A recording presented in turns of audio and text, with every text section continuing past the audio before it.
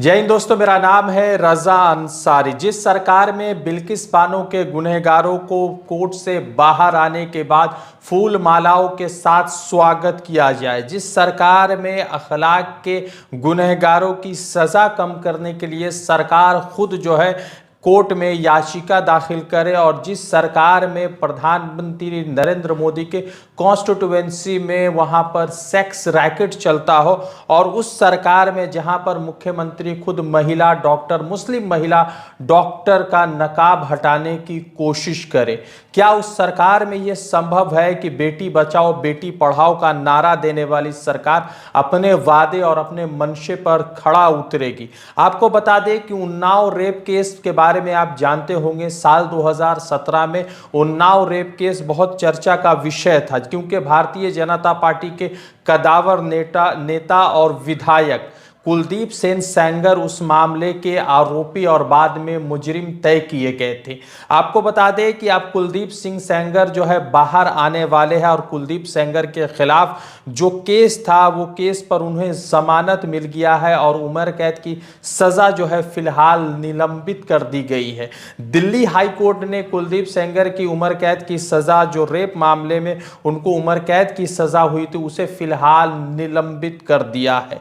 जैसे ये खबर सामने आई है तो लोगों के मन में यह सवाल उठ गया है कि जो बेटी बचाओ बेटी पढ़ाओ की बात कर रहे थे, जो निर्भया रेप और हत्याकांड में लगातार सड़कों पर उतरकर कांग्रेस सरकार के खिलाफ विरोध प्रदर्शन कर रहे थे, तो निर्भया को तो इंसाफ मिल गया, मगर क्या उन्नाव के उस बेटी को इंसाफ नहीं मिलेगा जिनके पिता की हत्या पुलिस कस्टडी में हो जाती है, उनके दो चाचियों की एक्सीडेंट में मौत हो जाती है, जिसको सीबीआई ने कहा था कि एक साजिश का नतीजा लगता है, कि किसी तरह की कोई साजिश की भनक सामने आती है। क्या उस सरकार में उन्नाव की बेटी को सजा नहीं मिलेगा? क्या कुलदीप सिंह सेंगर के फिर चरित्र अच्छे हो गए हैं कि भारतीय जनता पार्टी उनका स्वागत करने के लिए तैयार बैठे हुए? इस तमाम खबरों पर आपको विस्तार से बताते हैं कि आखिर क्या कुछ हुआ है और कुलदीप सेंगर क्यों बाहर आने वाले। सबसे पहले समझिए कि साल 2017 में कुलदीप सेंगर के खिलाफ एक नाबालिग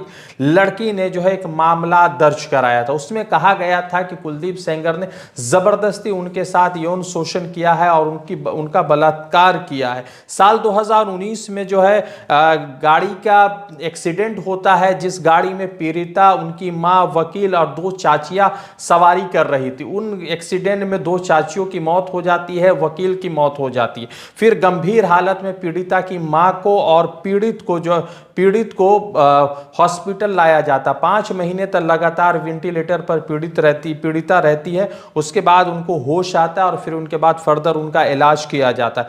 पुलिस कस्टडी में पीड़िता के पिता की मौत हो जाती है। कई तरह के सवाल पुलिस महकमा पर उठते हैं, मगर उसका भी कोई ठोस जवाब सामने नहीं आता है। साल 2019 में कुलदीप सेंगर को सजा होती है, उम्र कैद की सजा होती है, रेप मामले में सजा होती है, और उसके साथ साथ कई और धाराओं में उनको सजा होती है। मगर अब दिल्ली हाई कोर्ट ने एक फैसला लिया है और 15 लाख के बॉन्ड पर कुलदीप सेंगर को जमानत दे दी है, और जब तक उनका याचिका चलती रहेगी, जब तक सुनवाई होगा, तब तक वो जो मामला था रेप केस का, जो उम्र कैद की सजा हुई थी, वो तमाम सजाएं निलंबित कर दी गई। आपको बता दें कि 16 और 17 जनवरी को इस पूरे मामलात में फिर से सुनवाई होगी। जैसे ये खबर सोशल मीडिया पर और देश के दूसरे न्यूज़ चैनल जो सरकार के खिलाफ या कह सकते हैं कि सरकार की नाकामियों को उजागर करते हैं, उन जगह पर चली, तो जैसे पीड़िता को यह खबर लगती है तो पीड़िता इस खबर के बाद बहुत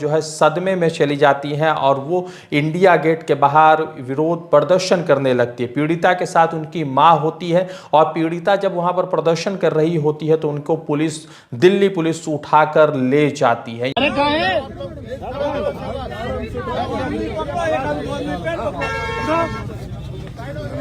यानी कि बिल्किस बानो के आरोपियों को बाहर निकालने की भाजपा सरकार ने उस मर्तबा याचिका डाली, बाहर आ गया, सुप्रीम कोर्ट ने उसे खारिज कर दिया था। अखलाक के जितने भी गुनाहगार थे उनके कातिलों को बाहर निकालने के लिए योगी सरकार ने याचिका डाली, कोर्ट ने उसको खारिज कर दिया, और ये तमाम चीज़ें। और अब किस तरह से कुलदीप सेंगर को बाहर निकालने में किसकी साजिश हो सकती है और कौन कुलदीप सेंगर को बाहर निकल रहा है, क्या उन्नाव की बेटी को इंसाफ नहीं मिलेगा? क्या भारतीय जनता पार्टी के कोई कदावर नेता है तो उन्हें उनके खिलाफ चार्जशीट और उनको सजा नहीं होगी?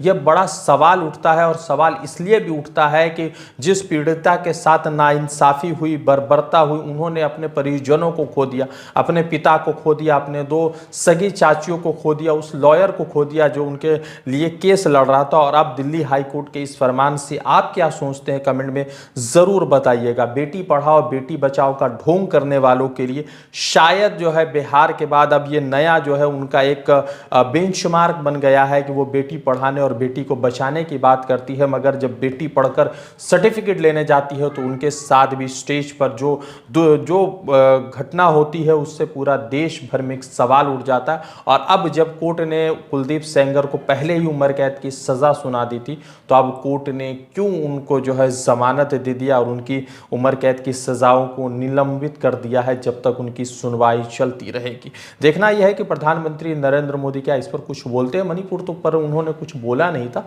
उम्मीद करते हैं कि उत्तर प्रदेश का चुनाव करीब है तो शायद कुछ बोलेंगे। रजा अंसारी की रिपोर्ट, द इंडियन खबर के लिए।